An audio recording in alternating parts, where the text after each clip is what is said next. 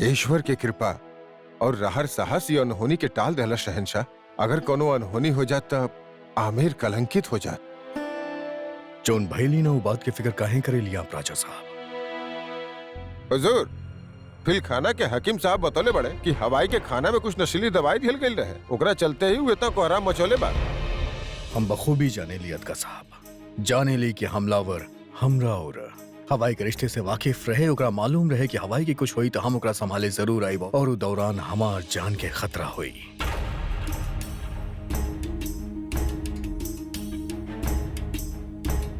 चाल अच्छा रहे ओकर पर हमार काबिलियत के सामने पस्त हो गए। वो शत्रु के रहे केहू भी हो सकेला, मगर हुजूर हमनी के अब खबरदार रहे के पड़ी। मतलब कि हम डर के जी।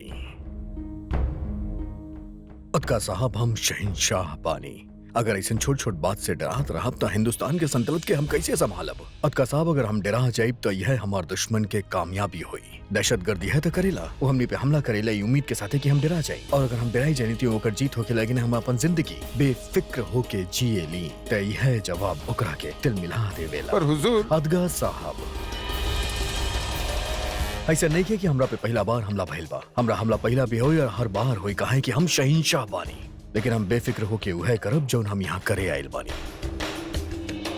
और वो सुकन्या के शादी। शहंशाह रउआ उम्र में हमसे बहुत छोट बानी, फिर भी आपसे बहुत कुछ सीखे के मिलेला। निसंदेह रउआ उहे करी जे राउर मन में बा, किंतु हम भी उहे करब जे हमार कर्तव्य बा। मनसबदार होखला के नाते राउर सुरक्षा के दायित्व हमरा पे बा और हम करब। जे भी षड्यंत्र कैले बा ओकरा ढूंढे में हम कोनो कसर न छोड़ब, ये हमार वचन बा। आमिर आपके रियासत बा राजा साहब, आप बखूबी जाने ली कि आपके का करे के बा, आपके हुकूमत कैसे करे कबई हम आपके ना बता सकेली, आप बेहतर जाने ली। पर सच कहीं तो राजा साहब हमके हमलावर से ज्यादा हवाई के फिक्र होत बा। आजू बेजबान हमरा वजह से तकलीफ में बा। गुस्ताखी माफ होखे मलिका आजम, जलाल पे हमला भइल बा और ई वक्त भी चुप बैठल बुजदिली होखी। कभी कभी चुप बैठे में ही समझदारी बा माहम। मुगल बुजदिल नहीं खे हम भी जानी ले, लेकिन वक्त के तकाजा कुछ और बा। सुकन्या के निकाह के मौका बा। मल्लिका आजम, रउआ के सुकन्या के निकाह के परवाह बा, अपन बेटा जलाल के परवाह नहीं खे? मल्ली रउआ जलाल के दूध पियले बानी माहम, लेकिन जलाल के जन्म हम दिहले बानी, वो हमार ही खून बा। जितना जलाल के ख्याल रउआ के बा ओकरा से कम हमरा के भी ना। मगर कई बार दिल के नहीं खे, दिमाग के सुने के चाहिए। दुश्मन आमेर से भी हो सकेला और आगरा से भी। का रउआ भूल रहल बानी? जलाल आमेर पहुँचल भी ना रहे तब भी ओकरा पे हमला भइल रहे। ग्वालियर के हकीम साहब के रोके के कोशिश कैल गयल रहे ताकि जलाल के सेहत न सुधरे। हवाई के जलाल कितना पसंद करेला ई आमेर के लोगन से ज्यादा हमनी के लोगन के पता बा। हमलावर हमनी से भी केहू हो सकेला, ई बात के जलाल बखूबी समझेला। यही खातिर खामोश बाड़े। उ जे भी फैसला करी हम ओकरा साथ बानी। माफ करी मल्लिका आजम, रउआ के बेटा जलाल से मोहब्बत करीले हम, यही खातिर ऐसन ख्याल दिल में आइल और मुंह से ऐसन बात निकल गई। मुआफ करी है। तीर और जुबान दोनों पे काबू रखे के चाहिए माहम, वरना हमेशा नुकसान ही होखेला। रउआ सल्तनत के वजीरे आलिया बानी, ई वक्त दिल से नहीं खे, दिमाग से सोची। जैसन रउआ कहीं। खुदा हाफिज। कुछ भी करा ओकरा हमरा सामने लेके आवा, जय षड्यंत्र रचले बा। शहंशाह के सामने ओकरा प्रस्तुत करे के ही पड़ी। समझ में नहीं आवत कि तोरा कैसे समझाई, कोनो बात के असर काहे ना होखेला तोरा पे? कहे कि हमके तोहार नसीहत नहीं के चाहिए, ना तो हमार उस्ताद बड़ा ना हम तोहार मोहताज। मत भूलो आदम, हम दोनों एक ही कश्ती पे सवार बानी। अगर तोहार गलती से वो कश्ती डूबता तो का नुकसान हमरा भी होगी और वो हमरा बर्दाश्त नहीं खे। देखला ना, वार गइल खाली और दोबारा वार खाली गइल के मतलब बा बादशाह के आगाह हो गइल। 2 बार का हम 1000 बार कोशिश करा। वार करल हमनी के काम बा बच्चा लोग का। कब तक बची, कभी तक गफलत होगी। जलाल भी ये सोच रहा होगी कि कबो तो तोरा से गफलत होगी, तब का जलाल अब चौकन्ना हो गई बाड़े। एक और गलती और गई बाजी हमनी के हाथ से। चाल तो हम सही चलल रहनी, बस उ हवाई काम बिगाड़ देलास। बहुत मोहब्बत करेला उस जलाल से। उहे था ई जलना के बाद भी कि हवाई जलाल से कितना मोहब्बत करेला, फिर भी तू ओकरा चुन ला। हम तोहरा बार बार मना करत रहनी। दरअसल अधम तू कोनो चाल सोचे के लायक ही नहीं खा। और तू बादशाह बने के लायक नहीं खा। कम से कम हम कोशिश तो करीला, तोरा से तो वो भी ना होला। बस इंतजार करत रहला कि कब फल तोरा झोली में गिरे। हम फल तोड़े में यकीन रखेला। फल तोड़े के भी सही वक्त होखेला अधम, और हम वही वक्त के इंतजार कर रहल बानी। वार करे में चाहे देरी काहे ना होखे, पर उ खाली ना जाए के चाहिए। जे वक्त के इंतजार करेला ना, वो जिंदगी भर वक्त के इंतजार करत रह जाला। वक्त हमनी के हिसाब से नहीं के चलता। और यही खातिर हमनी के वक्त के हिसाब से चले के चाहिए अधम। और वक्त हमनी के हक में नहीं खे, समझला तू। वार करे के और भी मौका मिली हमनी के, बस हमनी के सही मौका के पहचाने के होगी। जे भइल वो अच्छा ना भइल, उन्माद भी होके के रहल तो शहंशाह के हाथी। कुछ समझ में नहीं आ रहा क्या हु ओकरा के मादक द्रव्य देले होगी। ये सब होके भी रहे तो सुकन्या के विवाह के अवसर पे जोधा तू ही उनके समझावा, कहीं क्रोधित हो गई नहीं तो बात बहुत आगे तक बढ़ जाए।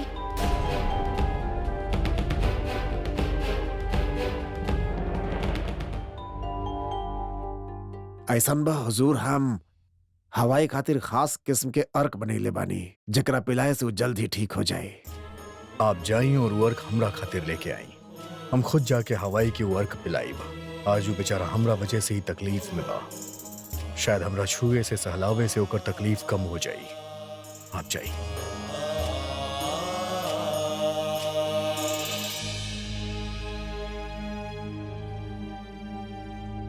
शहनशाह के इकबाल बुलंद होके जरूरी मसलत करे के रहे। तकलिया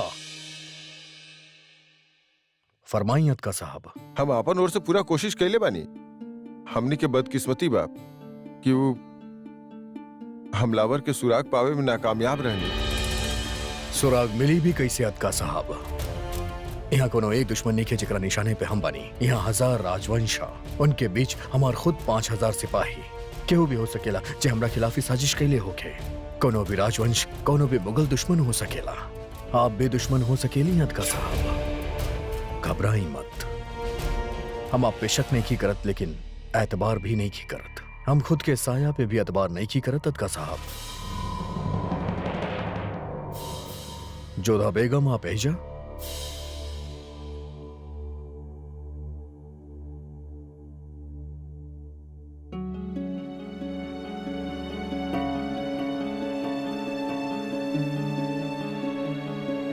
आप बताइए ना जोधा बेगम कि आप यहाँ काहे आयल बानी? हम रउआ से विनती करे आयल बानी, रउआ यहाँ से चल जाए। काहे? सब कुछ जान के अनजान काहे बन रहल बानी रउआ? देख नहीं के रहल बानी रउआ के जीवन संकट में बा। यहाँ पे पहले झील में नौका विहार करत समय और अब यहाँ पंडाल में 2 बार घातक आक्रमण हो चुकल बा रउआ पे। रउआ यहाँ से चल जाए। का आपके हमार फिक्र होखे लागल बा जोधा बेगम? ना, हमके सुकन्या के विवाह की चिंता बा, आमेर की चिंता बा। ईश्वर न करे यदि रउआ के यहाँ आमेर में कुछ हो गए तो सुकन्या के विवाह रुक जाए, आमेर के हर्ष शोक में बदल जाए और वो अनहोनी की कलंक हमार परिवार वालन के माथा पे लग जाए और फिर न जाने कौना कौना संकट के सामना आमेर के करे के पड़ी। यही खातिर हम रउआ के हाथ जोड़ के विनती करत बानी, रउआ यहाँ से चल जाए। खुदा के शुक्र बा जोधा बेगम, ना तो हमके एक पल खातिर लागे लागल कि आपके हमार फिक्र होत बा। शुक्र बा आपके कि आप हमारे यकीन पर से यकीन उठे ना देनी। आप जानी ली हमार दुश्मन के गिनती भी नहीं खे। वो में से चंद बारे जे हमरा सामने आके अपन नफरत जाहिर करेले, ओकरा कबूल करेले। हमकी खुशी बा कि आप वो दुश्मनन में से बाड़ी जे हमरा सामने आके अपन नफरत जाहिर करेली।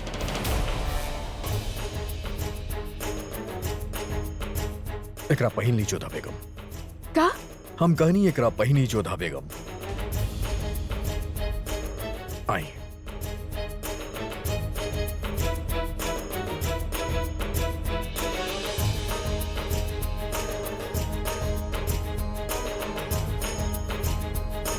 हमार शमशीर पकड़ी, ई रउआ का कर रहल हमार बानी? शमशीर पकड़ी।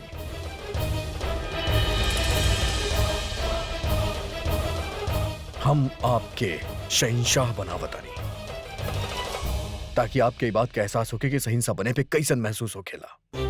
अब आप एगो शहंशाह बानी, आपके सर पे मुगल सल्तनत के तहजीब और सर पे इज्जत के ताज बा, आपके हाथ में बादशाह के शमशीर के ताकत बा। और अब हम आपसे इल्तिजा करता नहीं कि अब आप हमार कश्मकश समझे की कोशिश करी।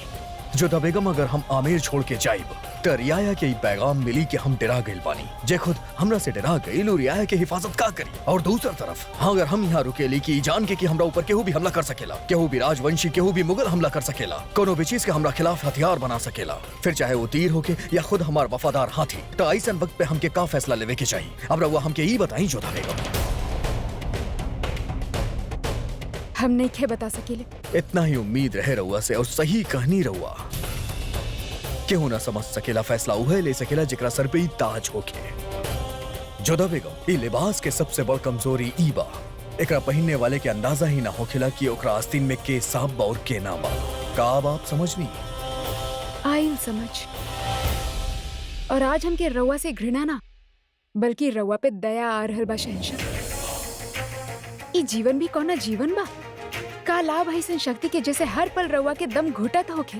का लाभ है ऐसन पद के जेकरा कारण रउआ अपनन पे ही विश्वास नहीं के कर सकेले, ना अपन मित्रन पे, ना परिवार पे, यहाँ तक कि अपन परछाई तक पे ना। बहुत पीड़ा होत होगी ना रउआ के? इस संसार में ऐसन केहू भी नहीं खे जे रउआ से प्रेम करत होखे?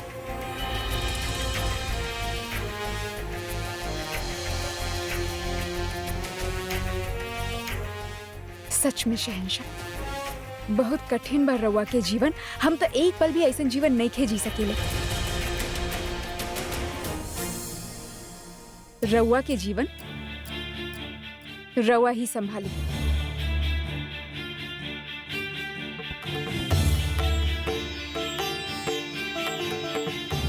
ली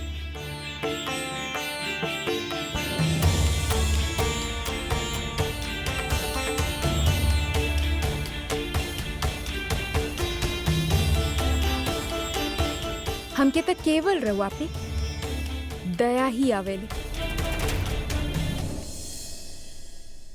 ठहरी जोधा बेगम, आप कभो भी हमरा पे तरस खाए के गुस्ताखी ना करिया। हम एकरा आपन तौहीन समझब।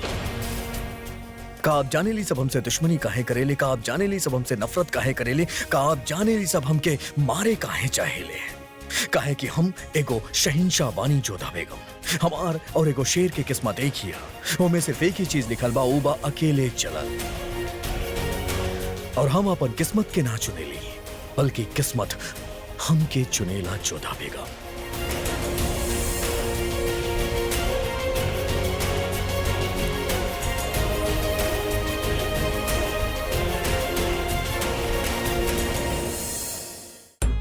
आई नमस्ते। आई आई समधन सा, रउआ के अइला से मेहंदी के उत्सव में रंग और भर जाई। भीतर आई। क्या बात बननत सा, मेहंदी अभी तक पूरा तरह से मंझल भी नहीं खे और अभी से रंग आवे लगल। रंग तो होके वाला कुंवर सा के प्रेम के चढ़ल बा हमार छोटी ननद सा पर। देखा था कितना सुंदर लग रहा बाड़ी। अभी तो रूप और भी निखरी जब मेहंदी के बाद हल्दी के लेप चढ़ी हमार लाडो पे। रहे दा जोधा जीजी, मुक्ता रउआ के निखर गइल बा। और काहे न निखरे, जीजा सा इनके साथ मंदिर जे गइल रहले और उत्सव में जाए खातिर जीजा सा इनकर प्रतीक्षा भी करत रहले। और जीजा सा के नजर ता हमार जोधा जीजी पर से हटत ही ना रहे। ठीक कहलू ननद सा, जमाई सा के दृष्टि तो उनकरा पर से हटली नहीं खे। और वो स्वयं कौन सा कम बाड़े, मुख पे तेज देखा उनके। हर शस्त्र चलावे में प्रवीण, इतना प्रबल योद्धा, परंतु बच्चन के साथ बच्चा हो जाले और बड़न के साथ विनम्र। अब उनके ही प्रशंसा करत रह जाई त हमनी के सुकन्या खींच जाई। भाई सुकन्या के विवाह बा, हमनी के होखे वाला बहनोई सा के बात करन। ओकरा बारे में का कहे के बाद जोधा, सुन ले बानी कि बहुत रूपवान बाड़े, गुणवान बाड़े और कुशल योद्धा भी बाड़े। और होखे भी काहे ना, चुन ले तो उनकरा के खुद शहंशाही बाड़े अपना साली सा के खातिर। हमके ई नहीं के समझ में आवत, घूम फिर के रउआ लोग शहंशाह के बात काहे करे लग जाले। जोधा जीजी सबसे पहले हमके मेहंदी लगाई। हाँ, रउआ के विवाह में सबसे अंत में हमनी के बारी आयल, ई बार नहीं खे।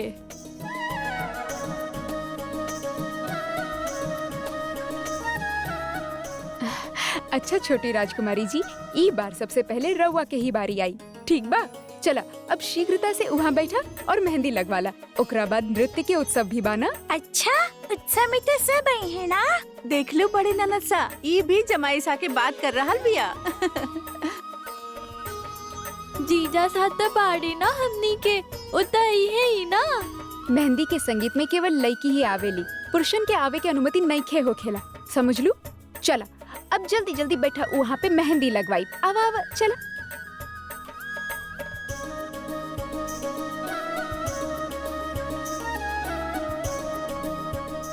नमस्ते, भीतर आई।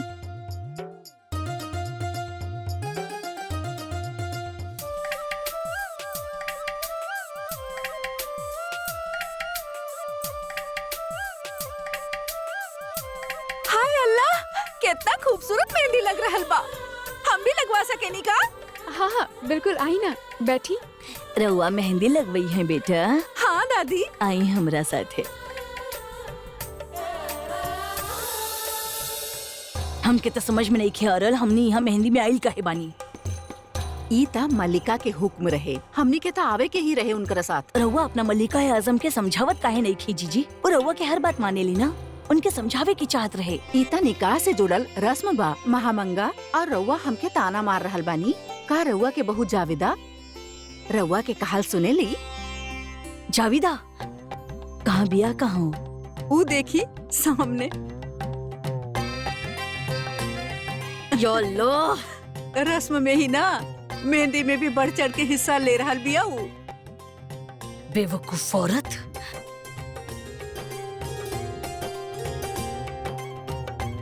जाविदो, अम्मी जान का कर रहल बानी बेटा रउआ?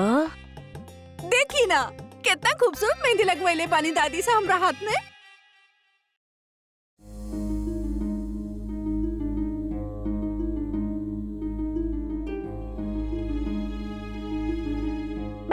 बताइए कैसे लागल हमनी के मेहंदी?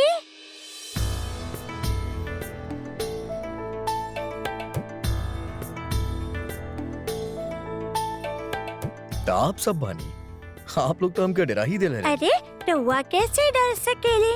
रउआ तो शहंशाह बानी, वीर बानी, रउआ हमनी से डर गईले।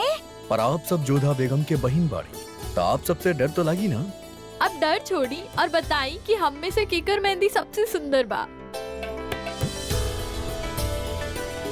भाई बा, आप सबके मेहंदी तो एक से बढ़ के एक बा, सब खूबसूरत। इतना कुछ भी ना बा, भीतर सब लोग कहत बाड़े कि जोधा जीजी के मेहंदी सबसे सुंदर बा। हाँ, और सुंदर मेहंदी रच के जब वो उत्सव में नृत्य करी है तो और भी अच्छी लगी है।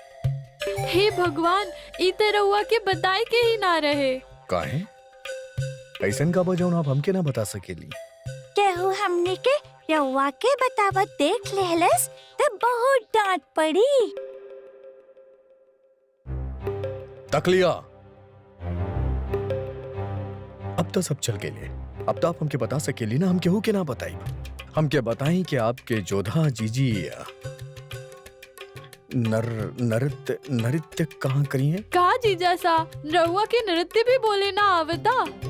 अब आप सिखा देनी ना, तब हम बोल पाई। अब नृत्य बना, तो आप हमके बताएं कि आपके जोधा जीजी अब नृत्य कहाँ करीली? उत्सव में। और वो कहाँ बा? मेहंदी और संगीत के उत्सव, रउआ के ना पता? रात भर चलेला ये उत्सव, काहे कि ई दिन रत जगह करे के परंपरा बा हमनी के यहाँ। और कहाँ बा ये उत्सव? पर वहाँ रउआ ना जा सकेनी। मर्दन के वहाँ आवल मना बा। तैन कर जोधा जीजी नृत्य करतारी, और वहाँ हमरा आवे से पाबंदी बा। हम तो जाइब जरूर, हम शहिंशाह वाली कहूँ भी जा सकेंगे। और उनकर खाविंद भी।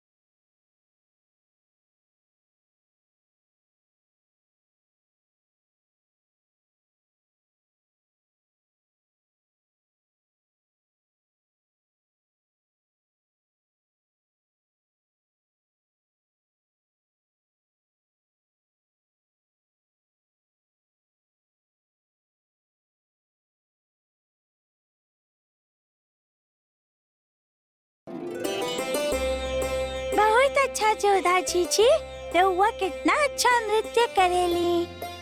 चीचा सा भी यहाँ होते तो उनके बहुत आनंद आवत। वैसे तो उत्सव के विषय में पूछत रहले, परंतु हमने उनके बताइने कि रउआ वहाँ नहीं खे आ सकेले, यही खातिर वो ना आइले। अच्छा, कब मिले तोरा से और का पूछली?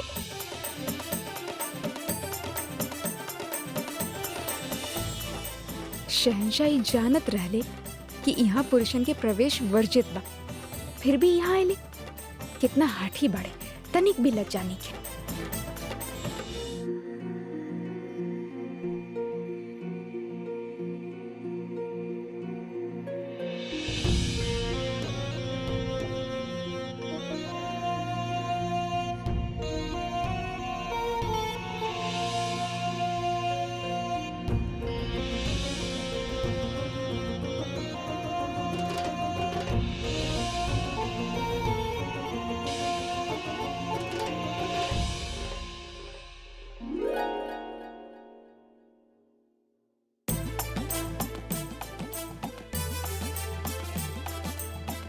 आई जोधा बेगम, तो आपके हाथ में मेहंदी लग गई? पूछ रहल बानी या बता रहल बानी? जानबूझ के अनजान बनने की कोशिश मत करी। रवा वहाँ पे आयल रहले, हम रवा के देख ले रहनी। वैसे रवा के यहाँ हरम में पुरुष के जायल वर्जित बाना ना। एक बार गलती से मानसिंह चल गए रहले, बहुत बड़ा बखेड़ा मच गए रहे। स्मरण बाना रवा के? मानसिंह तो बालक रहले, परंतु रउआ से ही भूल कैसे हो गई शहंशाह? तो आपके मुताबिक जोधा बेगम हम गुनाह कैले बानी, हम कानून तोड़ले बानी, ठीक बा? सजा दी हमरा के, हमरा यहाँ हर छोटा छोटा बात पे दंड नहीं खे दिहल जाला, चेतावनी दिहल जाला। उहे हम रउआ के दे रहल बानी। और वैसे भी रउआ मान सिंह के क्षमा कर देले रहनी, यही खातिर हम भी रउआ के करत बानी। जोधा बेगम, मान सिंह वो गुनाह अनजाने में कैले और हम ही गुनाह जानबूझ के कैले बानी। हम वहां ही नहीं सिर्फ आपके देखे खातिर जहां मर्द के आवे के पाबंदी है, फिर भी आप हमके सजा नहीं की दीत काहे?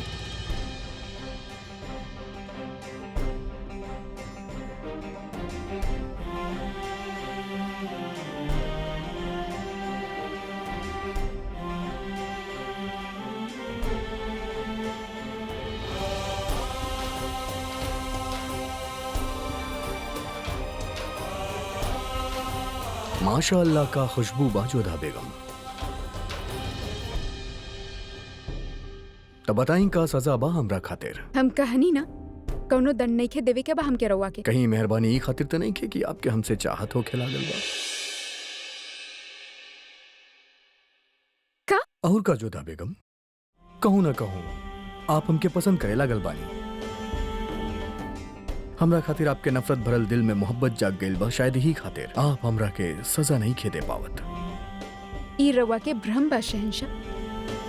हमके रउआ रत्ती भर भी पसंद नहीं खे, समझला? रउआ के ई भ्रम के दूर करे खातिर हमके शायद रउआ के दंड देवे के ही पड़े। तो ठीक बा, रउआ के 500 दंड लगावे के होगी। बस सिर्फ 500? 100 में सांस भर जाले, श्वेत से भर जाला शरीर।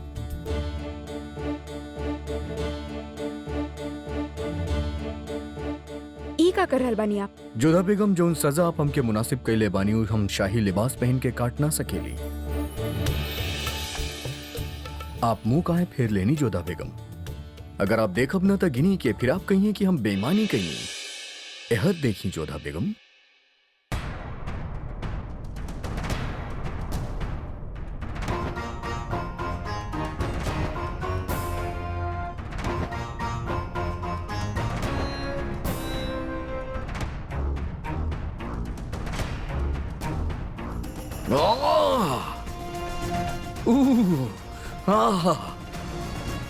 हाय जोधा बेगम, आप हमरा से का करवा बतानी?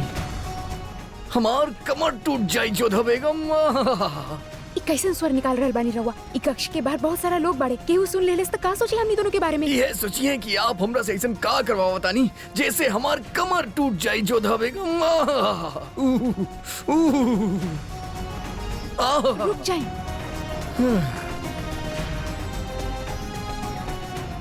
ठीक बा जोधा बेगम, हम रुक जाइब, लेकिन ओकरा बदले आपके हमार कंधा के मालिश करे के पड़ी, ना तो हम फिर से आवाज निकालब। जेकरा दंड दिहल जाला उसे सहानुभूति नहीं के जतावल जाला। ठीक बा, तो फिर हम भी ना रुकब। अच्छा रुक जाई, उठी,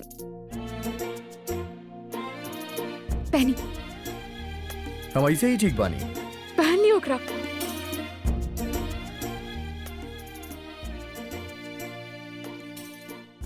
आई जोधा बेगम, हमार कंधा दबाई, बहुत दर्द होत बा।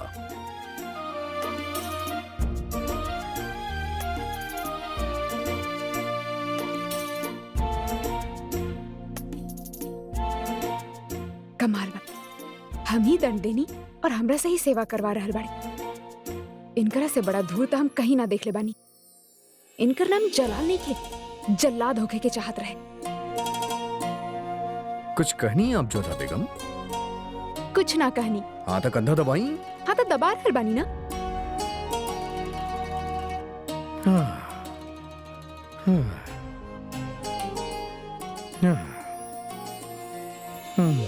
ऐसे गहरा गहरा सांस काहे भरल बानी रहुआ? लोग सुनिए तो का सोचिए? यह सोची है जोधा बेगम के ऐसन कौन मेहनत करवैले बानी आप हमसे जो हम इतना गहरा गहरा सांस लेता नहीं।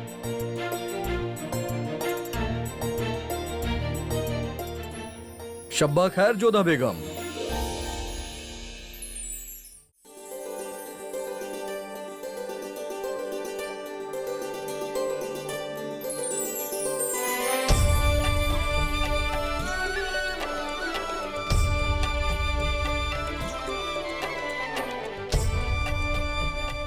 संसार चाहे ई कहे जीजी कि जीजा सा के पास हृदय नहीं खे, परंतु हम जे देखनी वो सबके सोच के विपरीत बा। जीजा सा साबित कर दिले कि उनके पास बहुत बड़ा हृदय बा। उनकर प्रिय हाथी हवाई के आमेर में केहू मदोन्मत कर दिले रहे, फिर भी वो शांत रहले।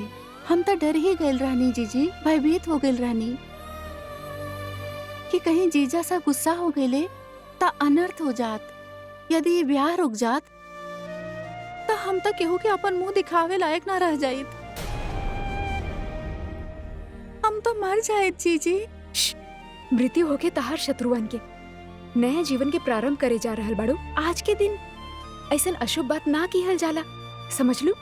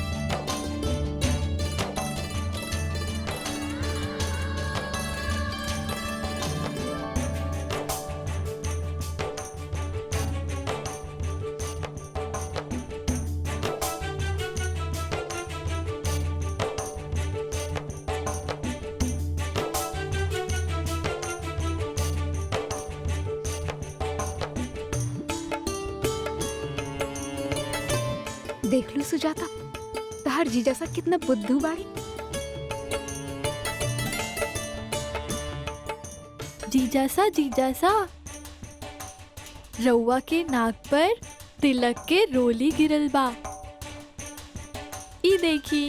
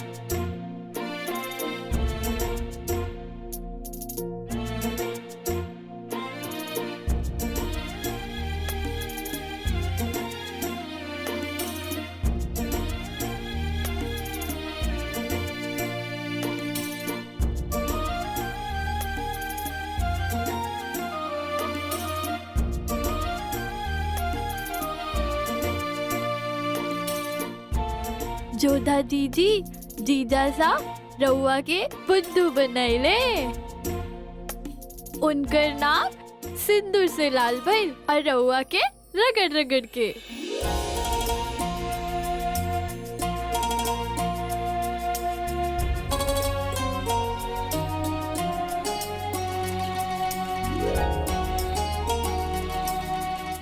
भाषा और सोच के साथ इनकर संकेत भी टेढ़ा ही बा।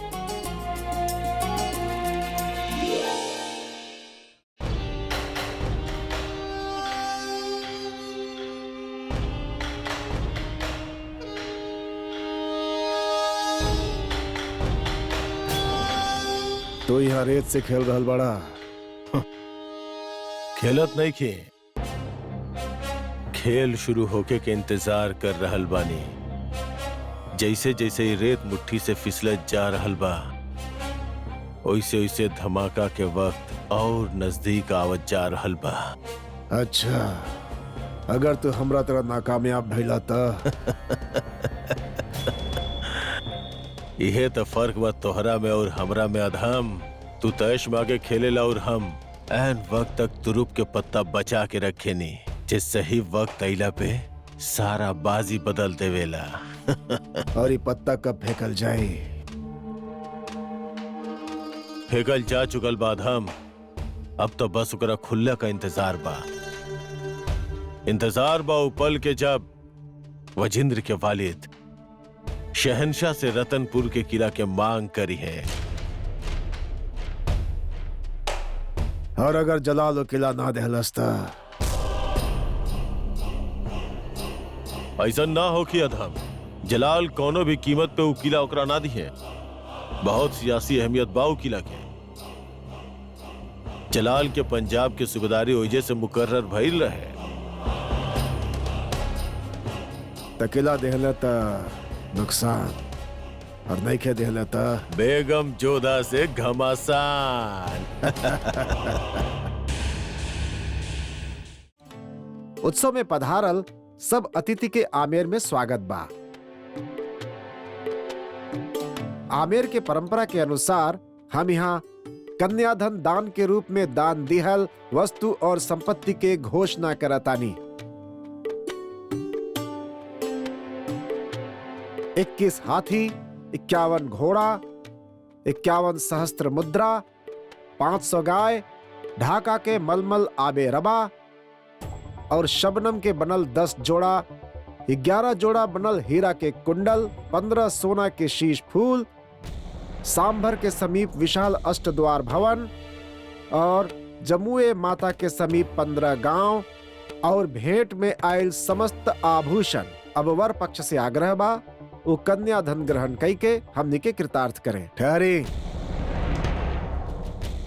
अगर रउआ के अनुमति होके शहनशाह तो हम कुछ कहल चाहता नहीं। रउआ हमने की आश्वासन दी कि हमने के सुरक्षा पर कोनो बात नहीं खे आई। आप बेझिझक कहीं। ए सूची में से कदाचित एक नाम लेहल रउआ भुला गए नहीं श्रीमान। भेंट के सूची में दुर्ग के नाम तो बा ही नहीं खे।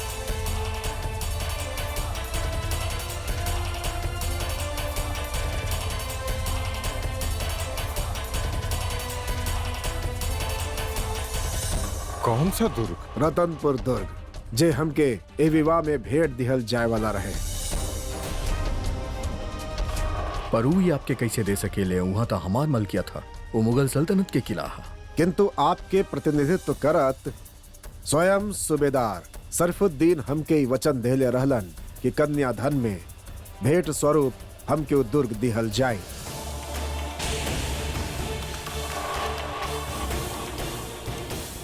ये कैसन बात कर रहल बानी आप? ना सरफुद्दीन जी, ए विवाह खातिर सहमति व्यक्त करे से पहले हम यह शर्त रख ले रहनी और रउआ के स्वीकार भी के ले रहनी। शरफुद्दीन, का तू कुछ ऐसा कहले रहला? शहनशाह, हम भला ऐसा काहे कहब? सरफुद्दीन जी, इहास परिहास के अवसर नहीं खे। यह तो हम कह रहल बानी, जौन किला शहनशाह के निगरानी में आवेला ओकरा रउआ के देवे के वादा हम कैसे कर सकतानी? बादशाह सलामत का आपके लागत कि आपके खादिम रहुआ से बिना पूछले गुस्ताखी कर सकेला। हम जानते हैं वो किला रहुआ के कितना अजीज बा, वो किला के साथ कितना याद जुड़ल बा राउर। उहे से रहुआ के पंजाब के सूबेदार मुकर्रर कर गेल रहे। ये लोग झूठ बोल के मुगल सल्तनत के बदनाम करने की कोशिश कर रहल बाड़े। एक क्षण रुकी रहुआ।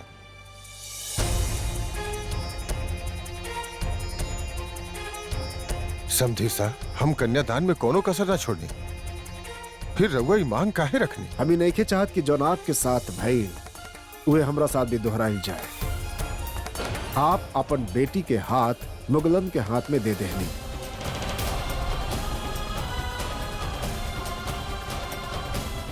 और ओकरा बदला में सब राजवंशियन से रउआ के बैर मोल लेवे के पड़ल।